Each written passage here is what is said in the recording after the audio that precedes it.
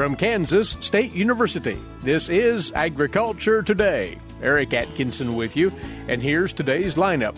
Out of the Livestock Marketing Information Center, Katelyn McCullock will provide this week's cattle market commentary. Among other things, she'll talk about how two non-cattle USDA reports released last week are likely to influence cattle prices moving forward, the Prospective Plantings report and the quarterly Hogs-and-Pigs report. Also, K-State's Sandy Johnson will talk about two issues that cow-calf producers running AI programs have been bringing up to her of late, what they perceive to be low AI calving rates and AI-produced calves that are arriving earlier than anticipated. And further ahead, K-State's Jenny Ifft presents the final segment in her series on price risk management for cow-calf operations. All that right here on Agriculture Today.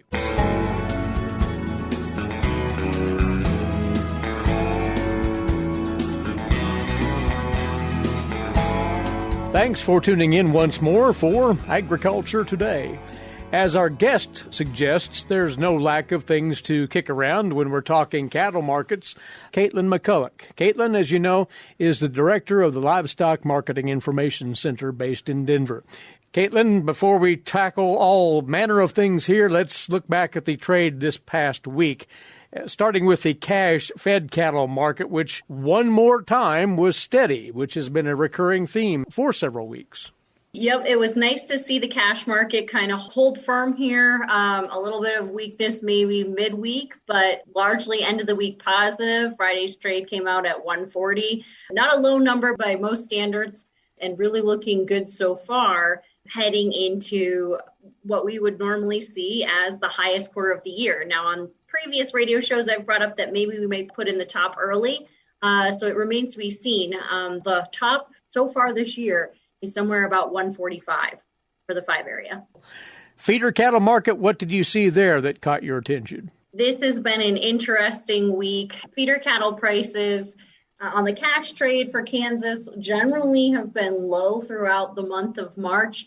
And this week they popped back up. We saw $2 calves, 5 to 6 weights in Dodge City. And then for those 7 to 8s, we came back close to 160 after being in that middle 150 range for most of the month. So both of those seemingly ignoring maybe some of the things in the grain market, or it would have that auction happened before Prospective Plantings came out. So some of this might be timing related in terms of price movements. In terms of boxed beef, another interesting week here, pretty firm, mostly higher on the daily trade for choice cutout. Friday was a little bit weaker, down about $1.25 from the previous day, but overall the week is going to end up here heading into Memorial Day, and we would expect that boxed beef value to continue to climb as we prepare for summer. You brought it up, and we're going to walk through a pair of USDA reports today, one of which was on the grain side, the Prospective Plantings report released this past Thursday morning. Lower corn acres were reported out of that.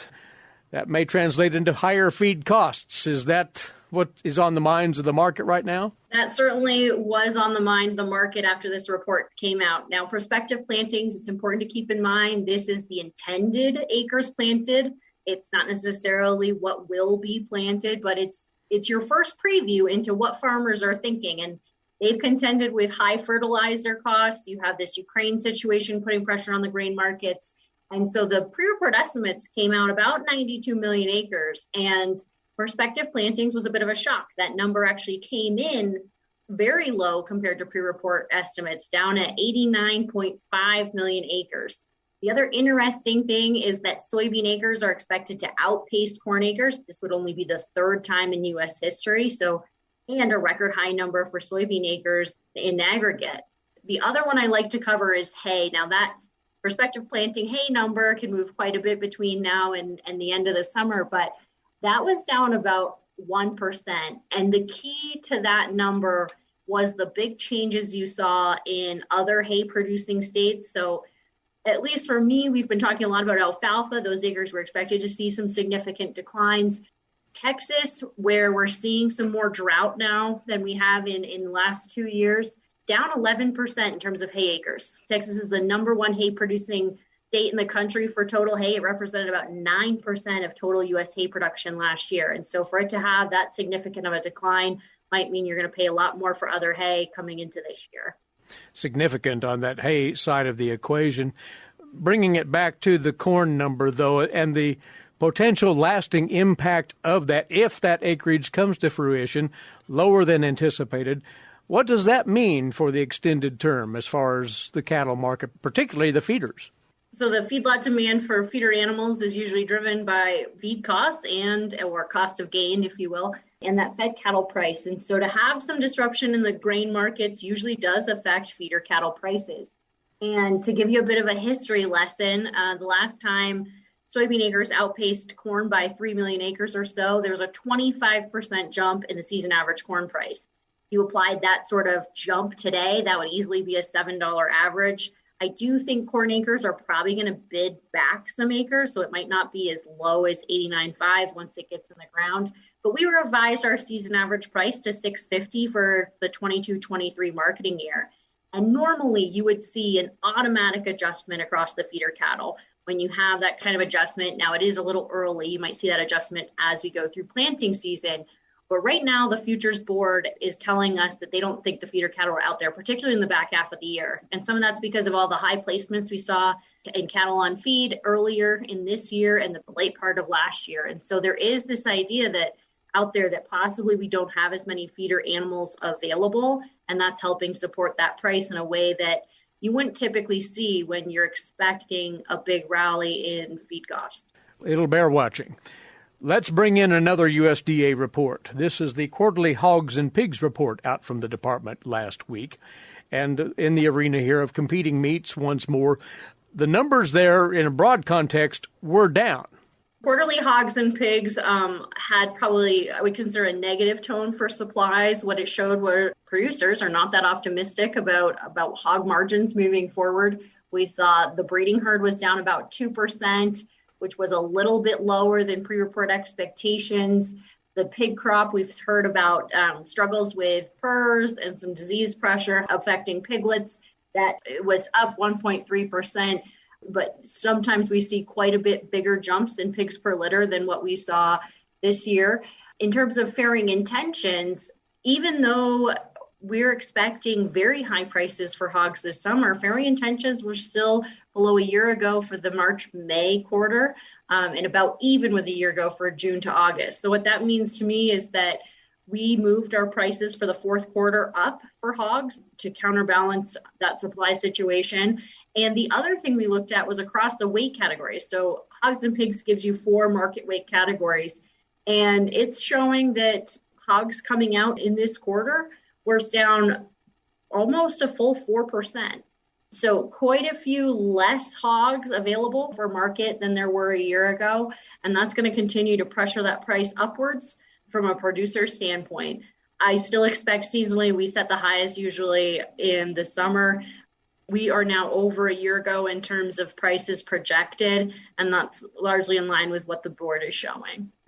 Will that then resonate on the beef side of things, do you think, when they're going head-to-head for the consumer dollar? I wondered the same question. I think that, especially if you're talking about decisions between the retail meat case, that spread matters quite a bit, because the larger that spread is, you maybe take more of those preferences out, especially if you're choosing by dollars.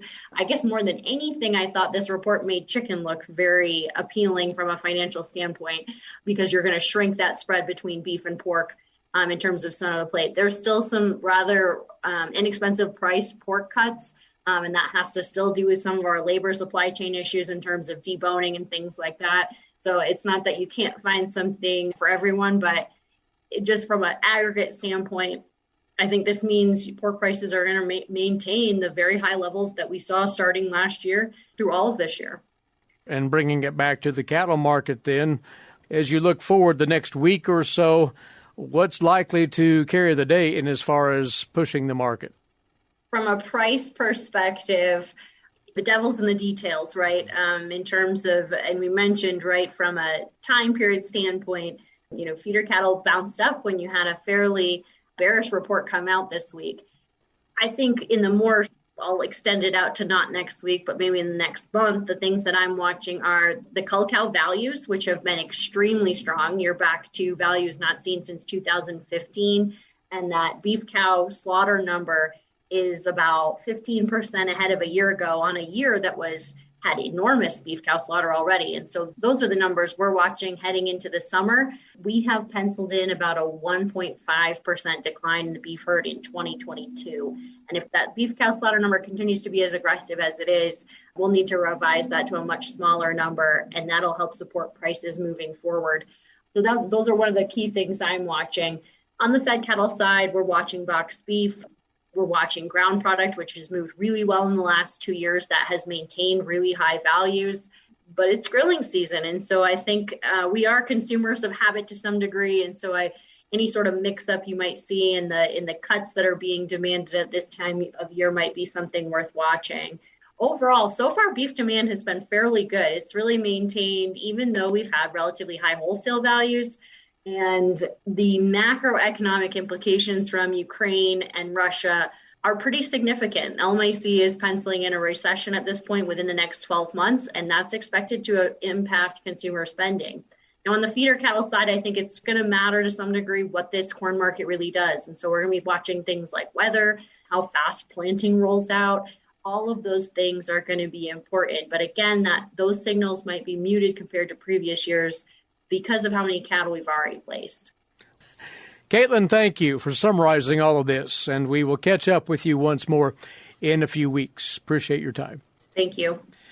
From the Livestock Marketing Information Center, its director, Katelyn McCullock, on this part of Agriculture Today, talking over what's going on in the cattle markets. And you're listening to the K-State Radio Network.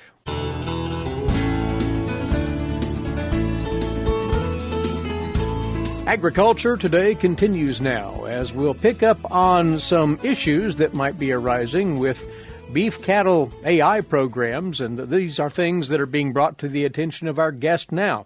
Sandy Johnson, beef reproduction specialist with K-State Research and Extension. Sandy is based in Northwest Kansas, as you well know, and you do, Sandy, tend to interact with cow-calf producers this time of the year, and they share what's going on with their herds and with their calving successes. And you say, for one thing, those running an AI program are bringing up some questions about their pregnancy rates. What's going on there? Well, I think we always, whether it's cow-calf production or anything else, we always want more. And I don't know a producer using AI that they probably, if they had 99% AI pregnancy rate, they'd want more. And I appreciate that. So I think that sometimes we have unrealistic expectations. We're not going to get 99% AI pregnancy rate. I'm sorry, world, but we've got a long way before we figure out how to get that. But, you know, they hear things from somebody else about a high pregnancy rate, and they want that high pregnancy rate. And sometimes we need to know how that number was determined and what cows they bred. Now, I'll tell you that I did have 100% AI pregnancy rate 1 year, and I happened to have only bred 3 heifers that year. Okay, so the number of animals in that sample, as well as what animals did they breed. We may have some producers that just AI the cows that calved early, okay? And so we're probably going to get a higher pregnancy rate on that subsample, or maybe they sorted off cows based on condition. So the neighbor got 80%. Well, I bet there's some things you might want to know about which cows. Mm-hmm. And secondly, then it's probably not a number you're going to see over a large group of cows. And so maybe to help our discussion this morning, I want to talk a little bit about what bulls are doing. What do bulls accomplish? Mm-hmm. And we do have some large data sets that would show us that the conception rate from a natural service cover is equal to that we can get with AI with insemination after heat detection, right? And if we go to some of our larger databases, North Dakota CHAPS database has 63.5% of the calves born the first 21 days and a 94% pregnancy rate. So keep those numbers in mind, 94 and 64. So if we take 100 cows and 60% of them get bred the first 21 days, and 60% of the remaining, so we got 40 left, and take 60% of the remaining, all right, we're going to get 24 bred that subsequent cycle. And then same thing, the remainder, 60% of those, that's about 6 head. So in 3 cycles with a 60% conception rate, we end up with 90 of 100 bred in 3 cycles and 94 in 4 cycles. So the 60% number is a pretty good ballpark for what bulls are getting done.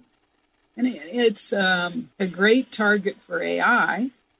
We need to keep in mind if we're combining fixed timed AI and we're at a 55% AI pregnancy rate with fixed timed AI, that's really pretty good because we're almost as good as the bulls. And in the times when we get 60%, well, that's great.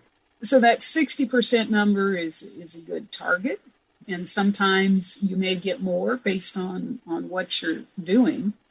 You know, just understand that it's great to hope for 70, but in the large population, that's probably not going to happen. And just a great combination of things that make that work out well for that set of situations. And when producers are experiencing a 60% success rate here, in terms of management, they can compensate for the other 40% through cleanup bull and so forth, or is there a better management scheme beyond that basic approach? Well, yeah, a cleanup bull is often a typical approach just because oftentimes our logistics to continue AI is not great, but there's some situations where they do indeed continue to AI for another round. Those are more likely seed stock producers and, again, higher value of those AI sired calves. So, you know, it's you can do it either way. Unfortunately, our resynchronization programs they're just not really as good as what we would like. We might give up a little fertility on that second heat if we apply them, or doesn't make them tight enough. We just heat check anyway. So, you know, there's people looking at that, but I can't jump up and down and say, yay, do this right now. I guess that's what I would tell you. Very good. Want to ask you one more thing about these concerns over AI success rates here. Is there ever a discussion about possible errors in administering the semen that might be at the root of those rate questions? Sure. You know, there's lots of things that all have to go right. And, you know, it could be semen placement. It could be semen handling. You know, we have people that think they can pull a straw out and look at it and put it back in the liquid nitrogen. Well, that's a no-no, okay? You know, you got a lot of steps in there. All the things have to go right. And if your skills are a little bit lax on any one of those points, that can have a big impact on your overall pregnancy rates, because essentially it's a multiplicative effect. You know, how many cows are cycling? How many of those do we get to come and heat? How many of those do we get semen in at the right time? And all those are multiplicative. And so say we get 90% of that right on each, 0.9 times 0.9 times 0.9, okay? And then you change one of those to 0.8 or 0.7, so we only do average, say, if we think about ABC type of grading. That has a big impact on your pregnancy rate. So to get these high pregnancy rates, essentially you have to do all these steps at a very high level and have the cows, their ability to respond and fertility level very high. Things have to be conducted well. They have to fall into place. And that's worth keeping in mind when one thinks about their success with their AI program. And there's another angle on this that you're also hearing about, you say, Sandy, something of maybe a trend is too strong of a term, but at least a propensity in some AI herds to have calves arrive early. What is the story here? Well, one of the reasons many people AI is particularly on heifers because we want to reduce any calving difficulty. And so the sires we're using on those are certainly calving sires. And I think the tendency is that those calves are born earlier. I haven't asked the mark people recently if they've actually looked at any changes in gestation length as they look at those various cycles, but it wouldn't surprise me if if we haven't shortened some of that gestation length as we have, selected for calving ease, because we haven't really been trying to monitor that as well. And it's okay if they're shorter as long as that calf is vigorous enough. And I think there are some challenges with people who have strictly selected for calf birth weight as opposed to calving ease, because at some point you select for calf birth weight, you will reduce calf birth weight. And if you have a 50-pound calf born on a cold day in Kansas, he may not, have the vigor to make it. So we want to make sure we're using the right tool, and in that case, looking at calving ease as our tool to select for, and do be ready for some earlier calves. And I don't know if the little sampling I've had of people that felt like they were getting them, they know they're going to get them a little early, but they were surprised they had a few as early as they did. But, those things will happen, and it's hard to understand all the variation there. But your point in bringing this up, you want producers to be aware of what is happening there and just be ready to manage those calves accordingly if they do show up a little earlier than expected. Yeah. Part of that is we're looking to the next breeding season. I think sometimes we're overdoing looking at calving ease sires on our mature cows. Now, a mature cow doesn't need the same level of calving ease that your heifers do. And so make sure you're thinking about that on those mature cows and don't overdo there. The other thing, Eric, I just want to mention is, okay, this whole idea of I want to improve my pregnancy rates, okay? If you started calving in March, and what you can do today for your pregnancy rates this year, we need to be looking at managing body condition score in those cows really for next year. Now it's managing that condition year round that's going to help us put those cows in a position for success. And so you want to improve your pregnancy rates regardless of its AI or natural service. You have to be thinking about that 12 months before you start the breeding season. And so now is the time to start on the 2023 breeding season success by monitoring those cows through the summer, when you wean the calves and how you feed them. And that's really the key to improving reproduction. Again, Sandy, you have always expressed an interest in interacting with producers on questions about their AI programs and what may or may not be working well for them. Northwest.ksu.edu for her contact info. Sandy, thank you for your time. Glad to be here. Beef Reproduction Specialist with K-State Research and Extension. That's Sandy Johnson, and we'll be back on Agriculture Today.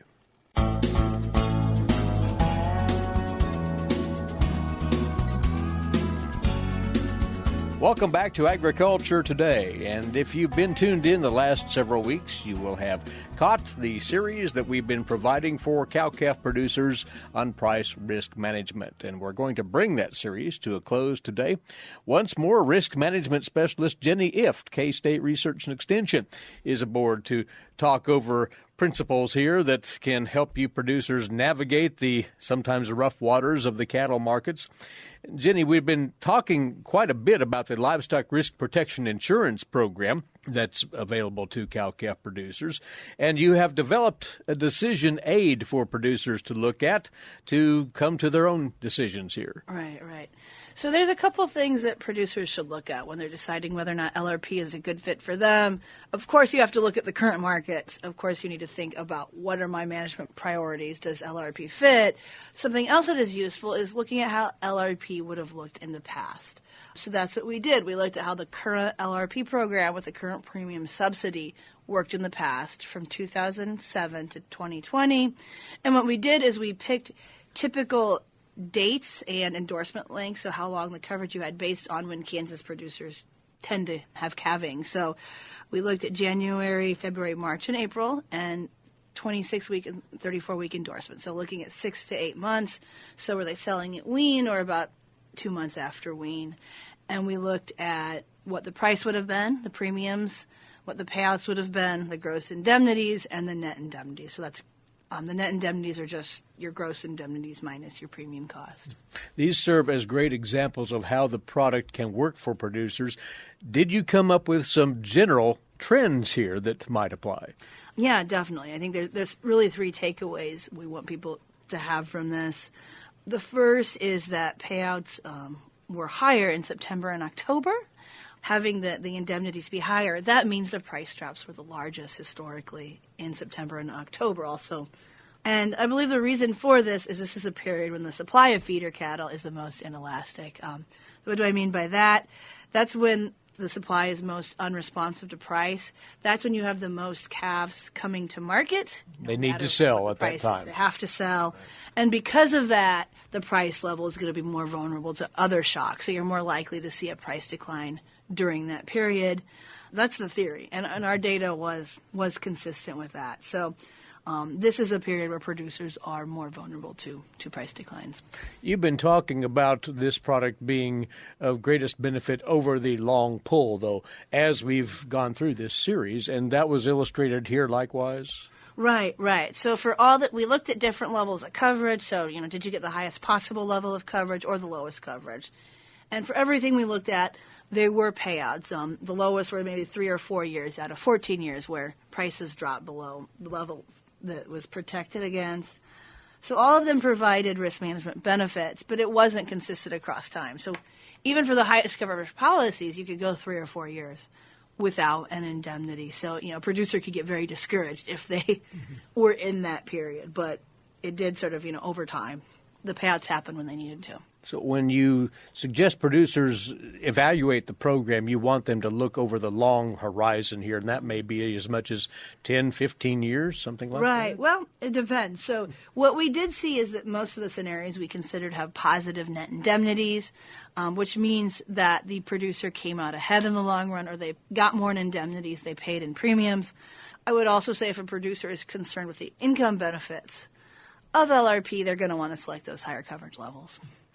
There's so much detail to this, we can't cover it in our allotted time today, but this aid that you put together will be on the agmanager.info website within the week. Mm-hmm. Yeah, we're going to post it by the end of the week, and an article to accompany it. Check out all of the materials that she's put together on this topic, quite a series that you'll find on agmanager.info, including this latest installment on making decisions on LRP. And we've appreciated you contributing all of this, Jenny, the last few weeks. Thank you for being by. Welcome. Jenny Ifft, Risk Management Specialist, K-State Research and Extension, on price risk management for cow-calf production. Our time's away. Thanks for tuning in. Eric Atkinson for Agriculture Today. This is the K-State Radio Network.